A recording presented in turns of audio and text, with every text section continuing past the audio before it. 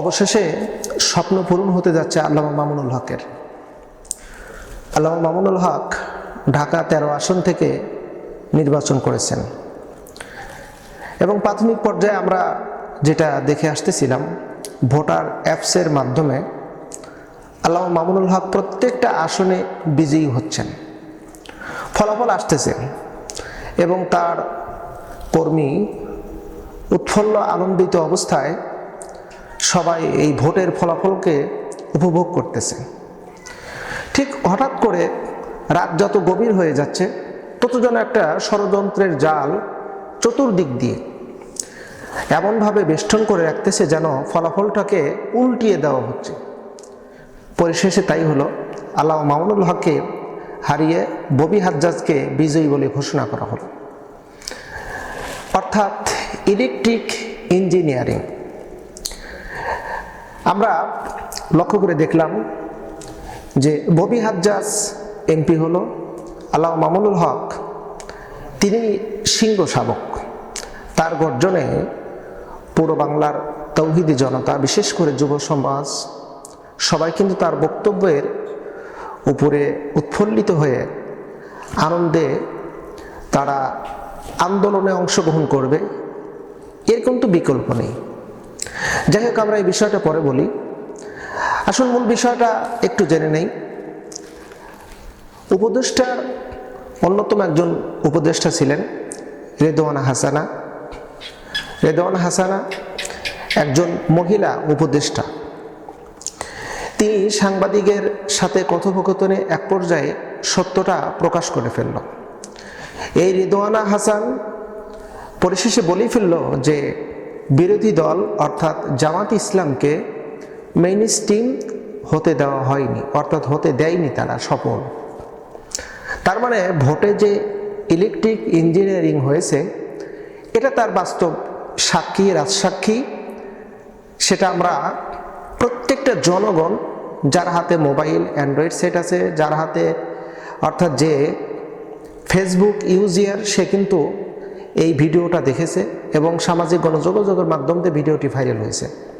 অবশেষে আমরা দেখতে পারলাম 11 দলের জোটের পক্ষ থেকে সাংবাদিক সম্মেলন করা হলো, প্রেস ব্রিফিং করা হলো। এমনকি আজ জুমা নামাজের পরে বাইতুল মোকাররমের উত্তর গেট থেকে একটা জালাময় বক্তব্য হলো। সেখানে 11 দলীয় জোটের সমস্ত নেতৃবৃন্দ সেখানে ছিল। এমনকি ঢাকায় একটা বিক্ষোভ হলো। লক্ষ লক্ষ জনতা, সবার একটাই দাবি, ভোট ইঞ্জিনিয়ারিং যারা করেছে তাদেরকে আইনের আওতায় আনা হোক, তাদেরকে রিমান্ডে নিয়ে জিজ্ঞাসাবাদ করা হোক এবং ভোট ইঞ্জিনিয়ারিং হয়েছে এটা যদি ফলাফল বা এটা যদি প্রমাণিত হয় তাহলে নতুন করে আবার নির্বাচন দিতে হবে, এমন উক্তি আজকে আমরা দেখতে পারলাম ঢাকার প্রত্যেকটা অলিতে গলিতে।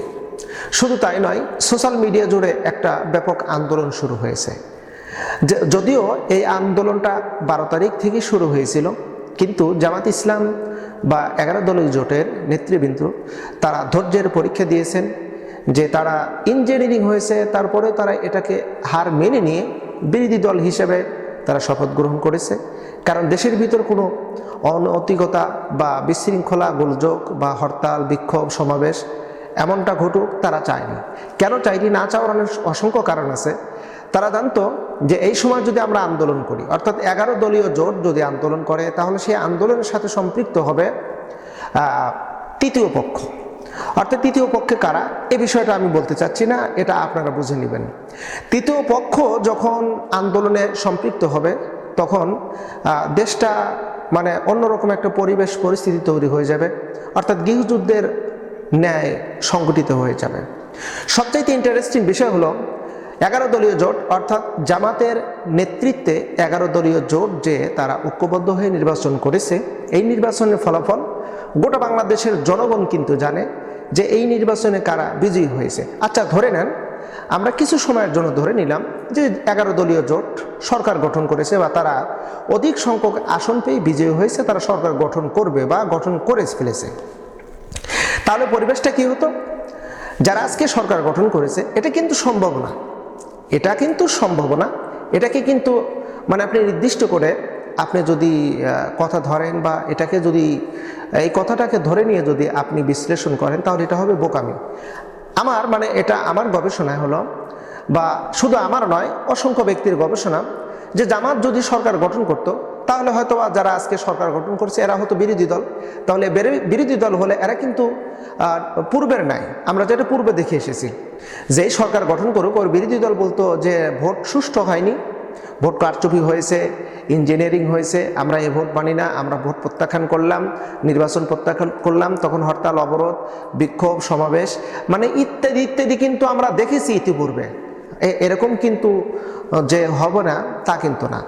ধরেন আজকে যারা সরকার গঠন করেছে এরা যদি বিরোধী দলে থাকতো, তাহলে কিন্তু নিঃসন্দেহে দেশের ভিতরে হরতাল, বিক্ষোভ, সমাবেশ ডাকতো। হরতাল, বিক্ষোভ ডাকলে কি হতো?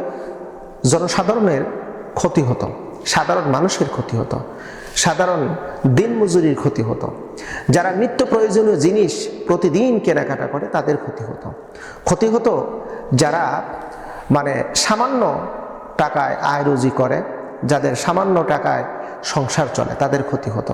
ধনীদের তো ক্ষতি হতো না, কারণ তাদের তো কোটি কোটি টাকা ব্যাংক ব্যালেন্স আছে। তারা যদি এদেশে থাকতে না পারে, বিদেশে তাদের বাড়ি গাড়ি অনেক কিছু আছে, তাদের ক্ষতি হতো না। এটা আল্লাহর শুকরিয়া আমরা বলতে পারি, আলহামদুলিল্লাহ। জামাত সরকার গঠন করতে পারেনি, কিন্তু বিএনপি জাতীয়তাবাদী দল তারা সরকার গঠন করেছে। কিন্তু জামাত ইলেকট্রিক ইঞ্জিনিয়ারিং হয়েছে, এটার প্রমাণ সোশ্যাল মিডিয়াতে আমরা দেখেছি, বা বিভিন্ন কেন্দ্রের বিভিন্ন যারা এই আপনার প্রিজাইডিং অফিসার ছিল তাদের বক্তব্য ভাইরাল হয়েছে, ভিডিও প্রকাশ হয়েছে কিভাবে ইলেকট্রিক ইঞ্জিনিয়ারিং হয়েছে।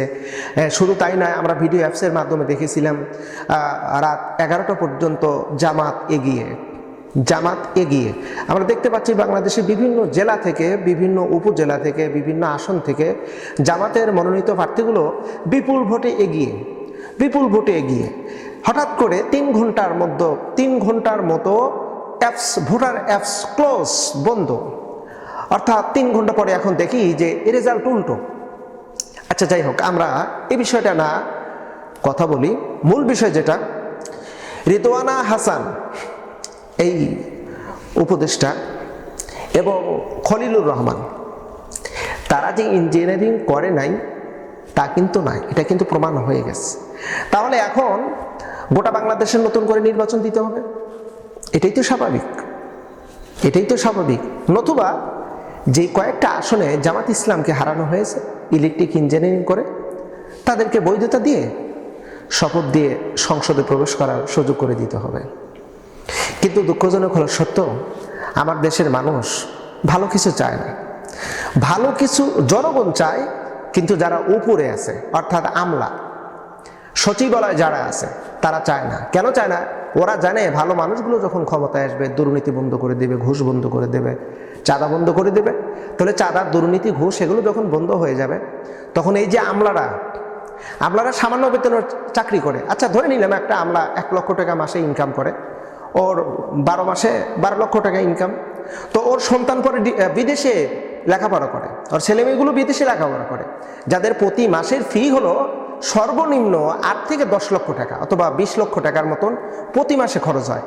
আচ্ছা, ধরে নেন 5 লক্ষ টাকা যদি তার প্রতি মাসে খরচ হয় ছেলের পিছনে, তাহলে 5 বারং 60 লক্ষ টাকা। ও ইনকাম করতেছে 12 মাসে 12 লক্ষ টাকা। ও 60 লক্ষ টাকা কিভাবে ব্যয় করে? নিঃসন্দেহে তার বাম হাত, মানে টেবিলের নিচ দিয়ে তার ইনকাম হচ্ছে। এটাই কিন্তু বাস্তবতা। তো যখন সৎ মানুষ অর্থাৎ ভালো মানুষগুলো যখন ক্ষমতায় আসবে, তখন তো এই দুর্নীতি করতে পারবে না, ঘুষ বাণিজ্য করতে পারবে না।